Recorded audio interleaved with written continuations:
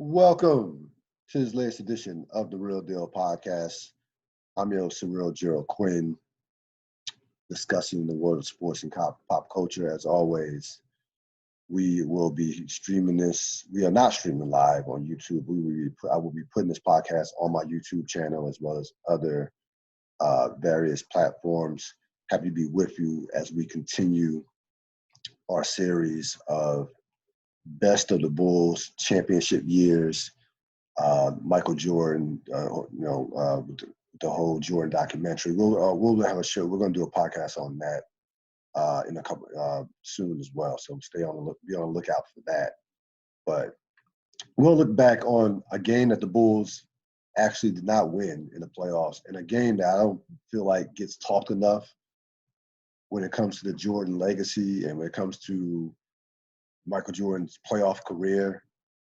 It was Game 6 of the 1995 Eastern Conference semifinals against the Orlando Magic. This was the only time after 1990 that Michael Jordan lost a playoff series. So this was the only time that after 1990, after the Pistons, in between that 91 and 98, Jordan lost a playoff series. Now, coming into the series,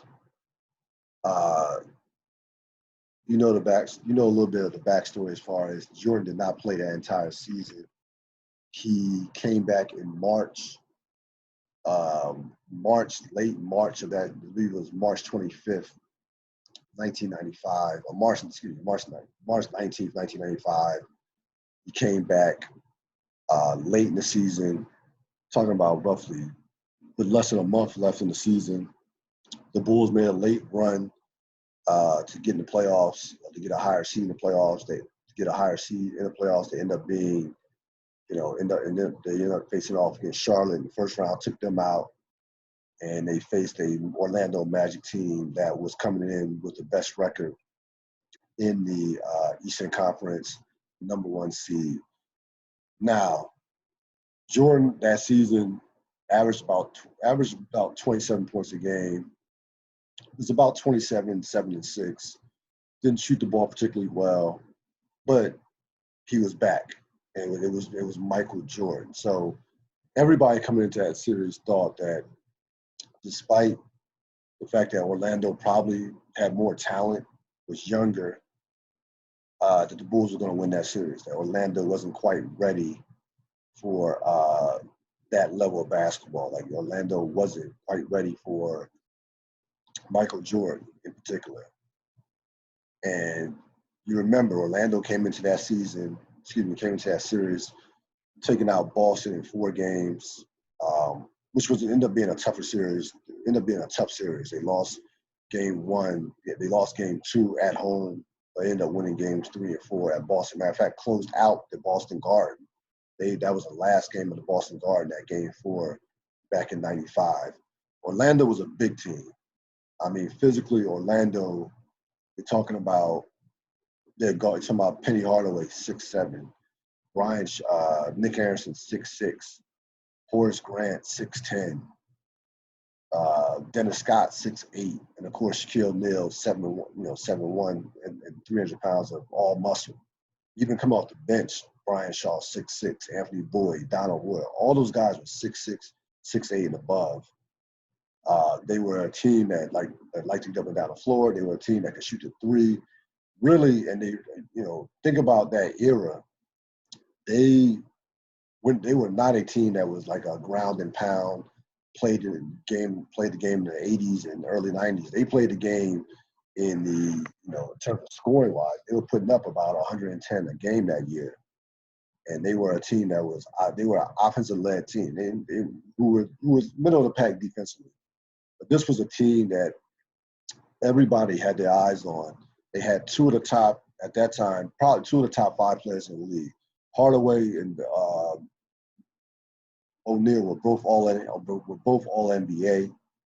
O'Neal was Hardaway was first team All NBA that year, along with John Stockton. So you had that. You had I think Shaq was second team All NBA. And of course, you had Scottie Pippen. Scottie Pippen from Chicago was first team All NBA that year. But going to that series, the narrative was like, this team is not ready. They're not ready for Chicago. Chicago has too much experience. And Orlando proved everybody wrong through the first 5 games of that series. Orlando comes out, they win game 1. You remember Nick Anderson picking Jordan, knocking the ball from behind on Jordan. Horace Grant gets the dunk. They win game 1. Then Jordan switches jerseys to number 23, has a big game. And Chicago wins game 2. And then Orlando went to Chicago and won a big game 3. I remember a lot of people thought that there was no way that Orlando was going to win that game 3, being tied in the series. But they won a big game 3, and then we were on the seesaw. Chicago game 4, Orlando game 5. Going to game 6, I fully expected there to be a game 7. It's like there's no way that this team is going to close out Chicago on their own home floor. Now, at that time, the United Center was not Chicago Stadium. It was not. Jordan, there was a lot of talk. Jordan didn't like the rims. The crowd was loud, but it was not like Chicago Stadium. Chicago Stadium was probably the loudest crowd in the entire NBA. So this game was a battle of NBA present versus NBA future, and right away you have Orlando coming out. Yeah, Orlando coming out and really setting the tone with their offense. They had a 9-point lead early, 25-16. Then Doug Collins makes a great point. And this is why Doug Collins was the best color, maybe the best color commentator ever in basketball. He was that good. I think Marv Albert, while we know Marv Albert is the best ever in play-by-play, I thought Doug Collins was the best color commentator. He says 25-16, first quarter. He says Orlando better be careful. I'm paraphrasing. He said Orlando better be careful. They're playing offensive basketball. It's a little too easy. They better not fall into a this could be fool's gold. Next thing you know, Chicago goes on a big run, ends the quarter with 36 points, and it's 36-31 at the end of the first quarter. And first quarter through the first half, Penny Hardaway is abusing Michael Jordan. He's posting up Michael Jordan. He's knocking down threes. He's doing whatever he wanted to do against Michael Jordan. And I have a nugget for Penny Hardaway, Michael Jordan too later on in the podcast. Very interesting nugget in regards to the shoes. So Penny's doing whatever he wants. And if you remember, Penny Hardaway at that time, 23 years old, a do-it-all offensive player who could do everything. He was supposed to be the next Magic Johnson. That's why people were touting him, that he was going to be kind of like the next Magic Johnson. Chances are that wasn't going to happen, even if he would have stayed healthy. But he would tower over other point guards around the league. He was a legit top 5 player at that point in the league, and he was a guy that Jordan had the utmost respect for, even as a young player. And that was only his second year in the league, 94, 95. Think about that. First team All-NBA, second year in the league. Kobe, LeBron, none of those guys were first team All-NBA in their second years in the league.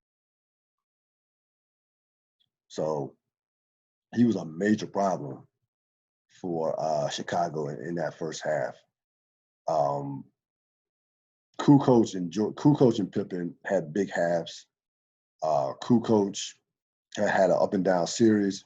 Pippen had a decent series. Pippen had a couple games.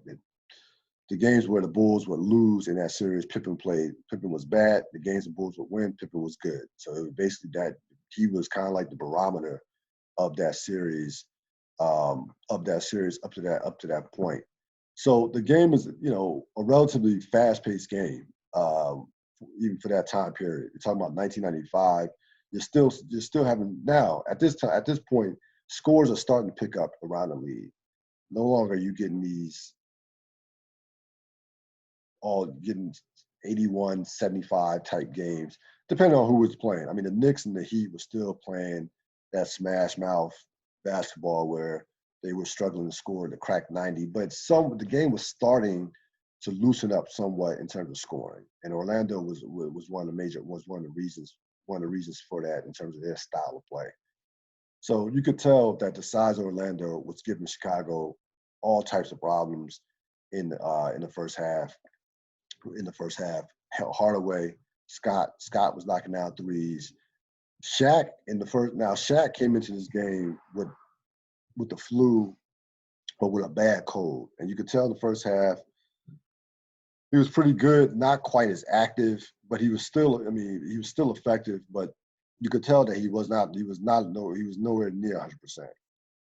So first half, both teams, again, it was a high scoring first half.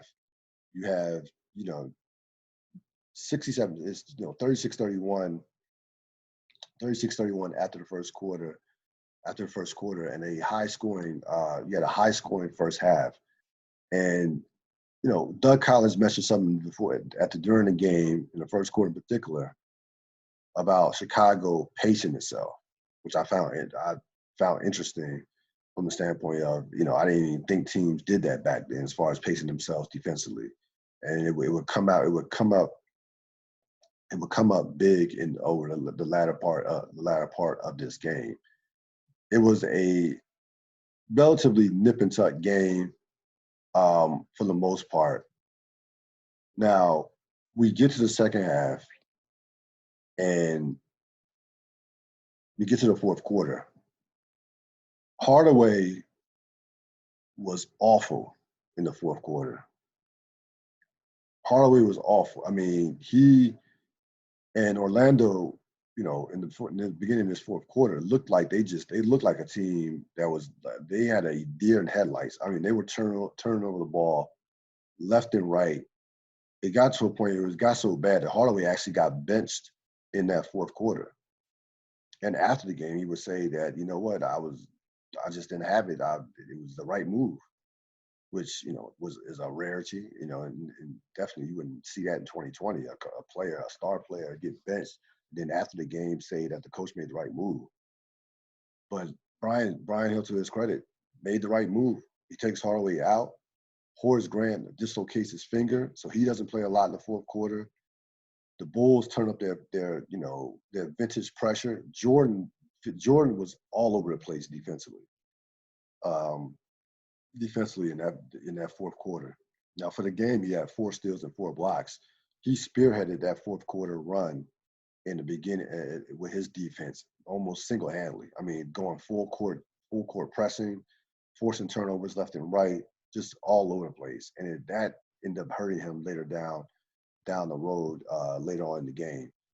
So the Bulls were relatively in control for the majority of the fourth quarter. You get to 3:24 left.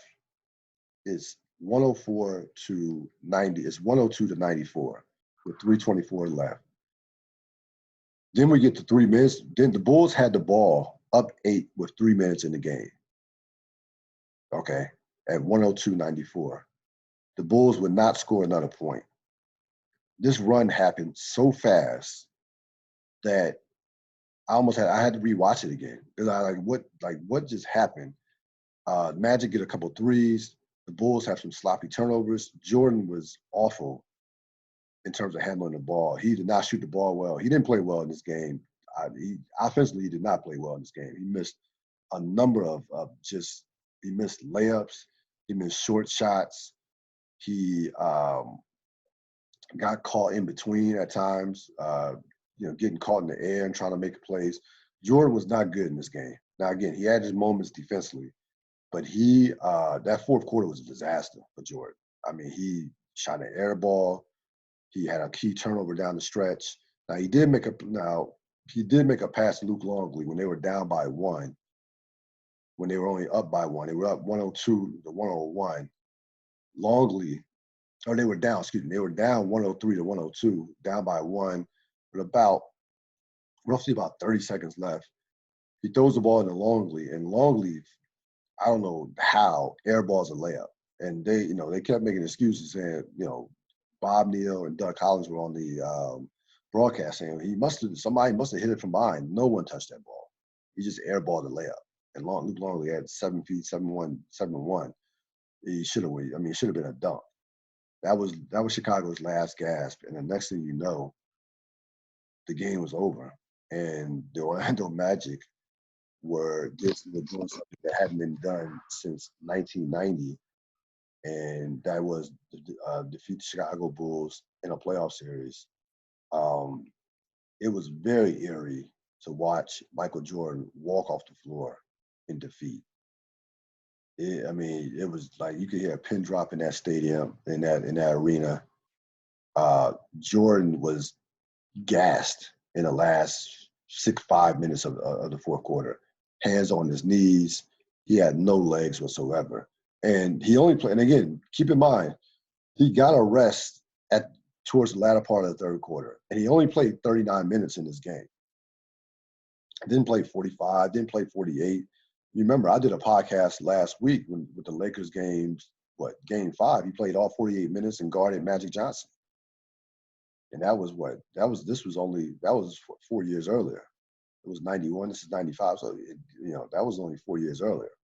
He was completely done. He was spent in this game. And it showed, man, that effort that energy that he exuded in the fourth quarter at the beginning with his defense caught up to him in the latter part of the game, because he had nothing. He had zero. Chicago's last basket was a B.J. Armstrong three-pointer in the corner to make it 102-94. And Orlando finished Chicago off.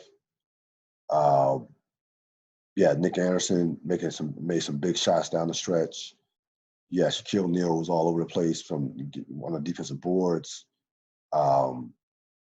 Orlando showed their youth, showed their young legs in that fourth quarter. They really wore down Chicago. Chicago's scoring decreased every quarter. It went from 36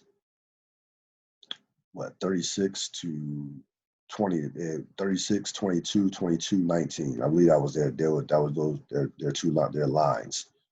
But 30, I think 36, 25. Yeah, 36, 25, 22, 17. But their scoring decreased every quarter. And it was something that Doug Collins had mentioned possibly be an issue down the stretch, and it was.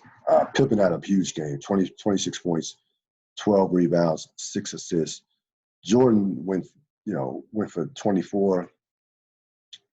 Jordan was 24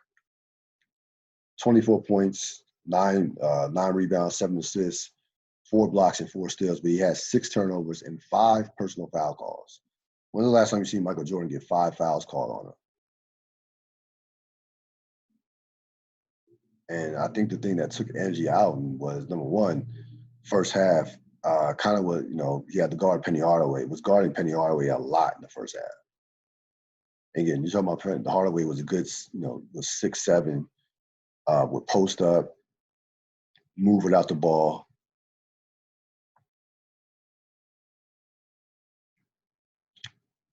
Now, this game, I brought this game up because, and of course, what would happen, we know what would happen in the future for these two teams.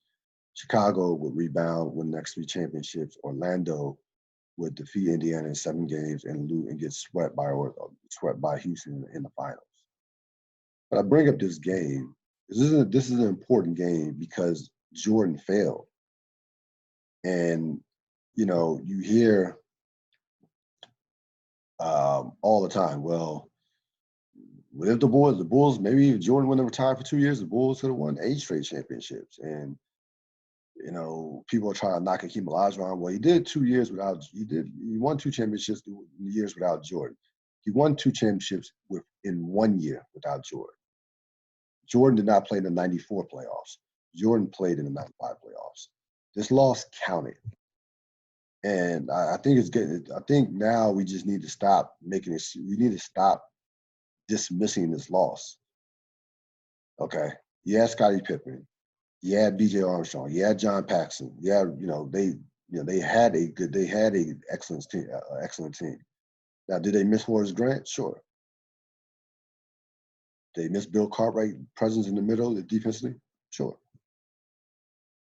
But the one common denominator to all 6 of their championships have been Pippen and Jordan. He lost.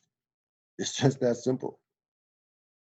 And I like Hakeem Olajuwon had a great line recently when they were talking about, what if Houston would have played Chicago and what have you. Hakeem said, look, Jordan was in the playoffs in '95. Orlando beat him, and then we beat Orlando.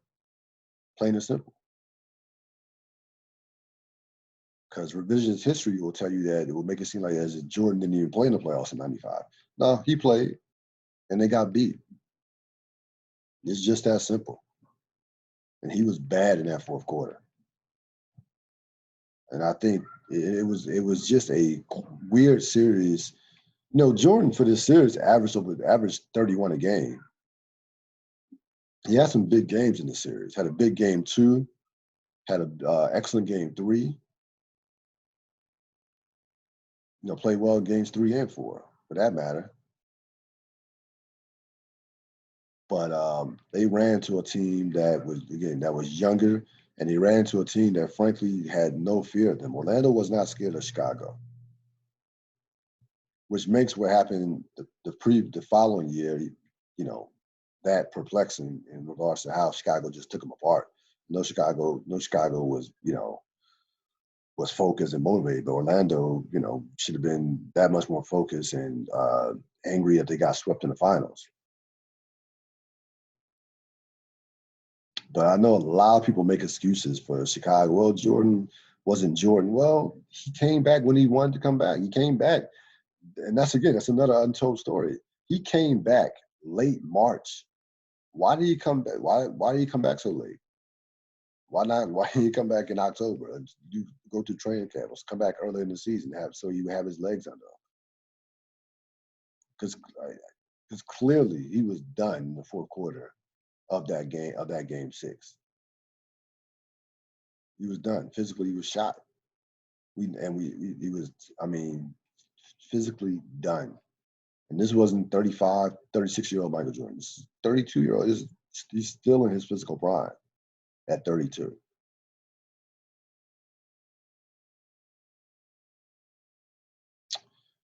I want to get back to the Penny Hardaway Jordan kind of nugget. So Jordan, during the course of the series, in Game 3, wore Penny Hardaway's shoes. Why you may ask, he wore Penny Hardaway's shoes because the first 2 games, Jordan was wearing some white patent leather shoes. He comes out in Game 3, and the NBA says you're going to get fined $5,000 because your shoes don't match. It's going to be a dress code uniform violation. He was still waiting on the all-black Concords or all-black Space Jams. They hadn't come in yet. So he decides to wear, he asked Nike, basically tells Nike, I need some shoes. They provide him with Penny Hardaway's signature, with Penny Hardaway's shoe. He cuts off the flap that had Penny Hardaway's number 1. Only time ever that Jordan has worn anybody else's shoes other than his own. After that game, he was back wearing his Space Jam 11s, which all black patent leather. The previous year, Penny Hardaway wore Jordan's signature shoes, the Concords, the Jordan 9s, and it had Penny Hardaway had his number. Nike made a custom made pair for Penny Hardaway that were Jordan. So Penny Hardaway was really the first one. Now this was before the Jordan brand, mind you. Penny Hardaway was the first player to in the league to wear a signature Jordan shoe. Now, of course, Jordan would go on to had played, Ray Allen, Russell Westbrook, guys like Carmelo Anthony used to wear Jordans, be a part of Jordan Brand when Jordan Brand started in '97. But fascinating little nugget there with Hardaway and Jordan. For Jordan to have that much respect for Hardaway to put on the shoes, and for Jordan to have some shoes made for Hardaway, for Nike to make Hardaway a pair of Jordans with his number on the back. You saw this series, you watched this series, you thought that this might be a change in the guard. That's right, you really did. And you watch the series, I'm sure there are people questioning whether or not Chicago would win another championship, because you had this Orlando team that seemingly was going to be a juggernaut. Remember, Shaq was only 24.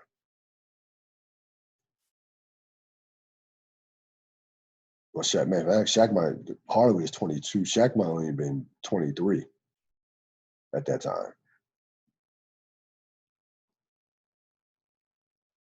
So you had a very young Orlando team. Horace Grant, at the end of the game, they carried Horace Grant off on Shaquille O'Neal's shoulders. Horace Grant, didn't play well in that game 6, but throughout the course of the series, he destroyed Chicago. He absolutely had his way with Chicago. But you thought, watching this team, Orlando, you thought to yourself, there's no way that this team won't win at least 2 or 3 championships. There's no way. And just goes to show how fragile the NBA can be when it comes to injuries and relationships. Shaquille O'Neal leaves the following year after getting swept by the Bulls. Penny Hardaway hurts his knee. And that was it. They were done by 1999. All of them were gone. And that 95 season, that was their pinnacle. That was their apex. They made it to the finals, got swept. Next year, they got swept by Chicago in the Eastern Conference Finals. And that was it. Shaq was gone. Penny would end up get injured. And that was all she wrote.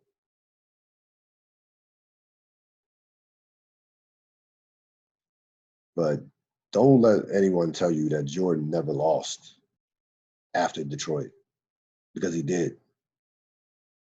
He did. This game counted. This is on his record. It's on his legacy. It doesn't diminish it. The guy was 6 for 6 in the finals, but it's on his record though. You can't dismiss it. You cannot dismiss this game or this series at all. Because most people did not give Orlando. There were people that thought that Orlando team could lose in the first round.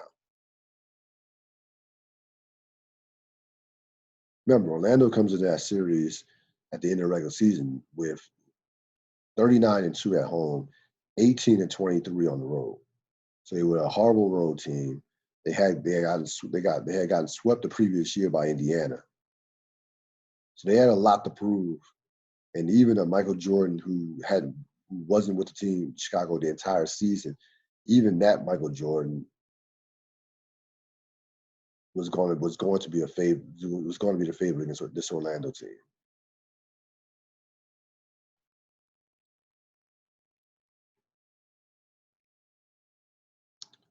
Orlando, again, one of those teams that classic case of what could have been.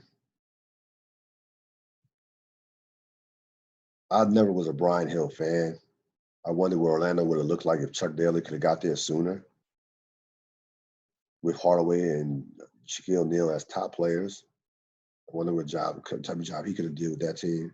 Never was Brian. Brian Hill, to me, was the definition of, he was like a substitute teacher. I just never got the sense that they ever respected him. I didn't.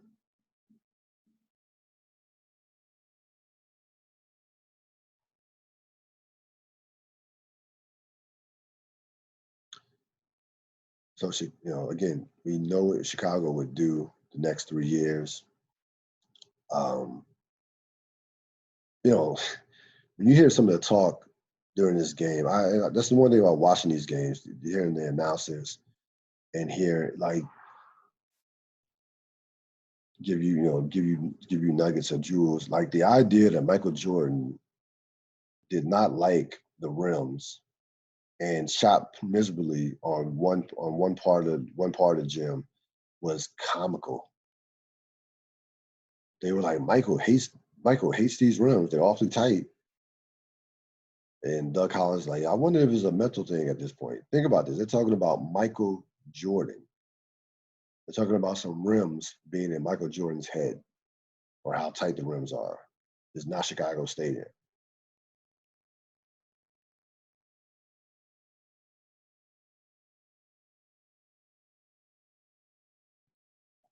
And again, the thing you take away from this game, he proved to be human in a playoff spot. Probably one of his worst playoff, maybe his worst playoff performance in a big spot.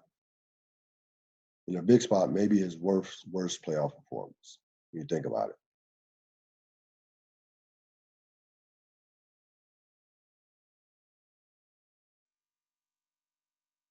And if you're an Orlando fan, all you can do is think about what could have been. That's all you can do. What if Shaquille O'Neal had stayed?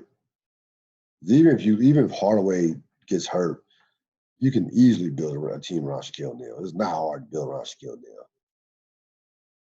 When Shaquille O'Neal left for Los Angeles, it was a wrap for Orlando. It was an absolute wrap. They were rebuilding for the next umpteenth years.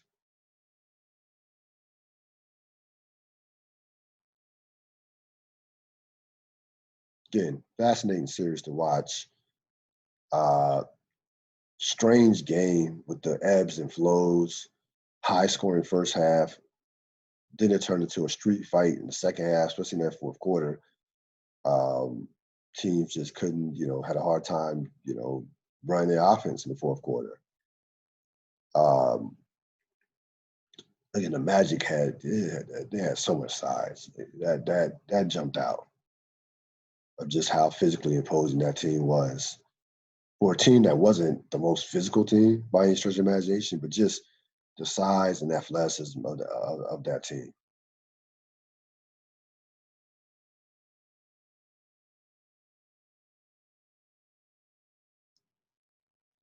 You think about Penny Hardaway, what could have been. I mean, he was a guy that should have been a Hall of Famer, should have had the skills to be one of the top 30, top 25 skill set in terms of what he could have been of all time. He had that type of ability. It's no question about it. A young Shaq. I mean, Shaq was about 5% body fat. Yeah, Shaq. I mean, Shaq was, at this time, Shaq was in his physical peak. I mean, he was all over the place as far as athletically, as far as getting up and down the floor. He made a play where he stripped Scottie Pippen as clean as a whistle. I mean, you can't. It was like he looked like a guard, picked him clean, went coast to coast and dunked the ball.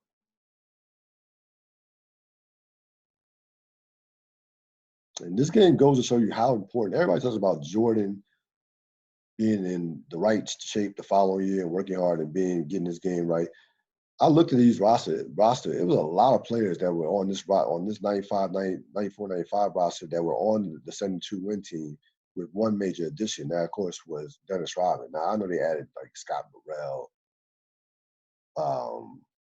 They had someone else too on that 95, 96 team that that doesn't come to mind. I know Scott Burrell for sure. Bison Dele, who used to be Brian Williams, the late Bison Dele. He's a good player. He's a very good player for them in 98. Excuse me, in that 96. But Rodman is the big difference. With Rodman added to them teams, added to those last three championship teams, cannot be undervalued whatsoever. I mean, a guy that literally just had rebound, play defense. He doesn't care about scoring. And Rodman was an underrated passer.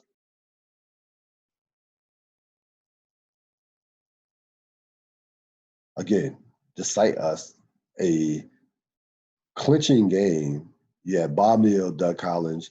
You had two games going on simultaneously at the same time, both game sixes. So you had this game was on TBS, and you had Houston and Phoenix. Houston trying to stave off elimination. Of course, we know they would. At home, down 3-2 against Phoenix on TNT. And this is the second round. This wasn't the first round where you have a million games. This was the second round.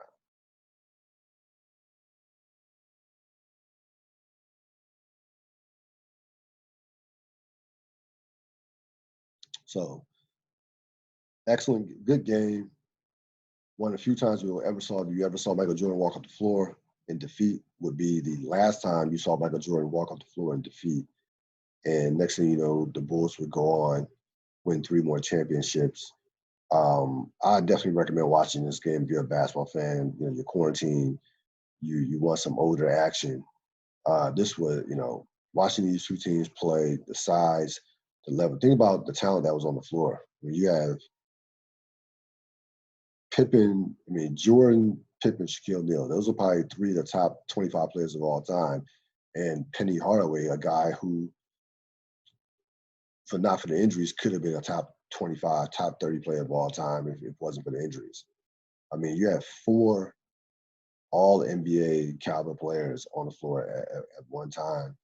So there's definitely a lot of talent on the floor from that standpoint, a lot of star power, top heavy.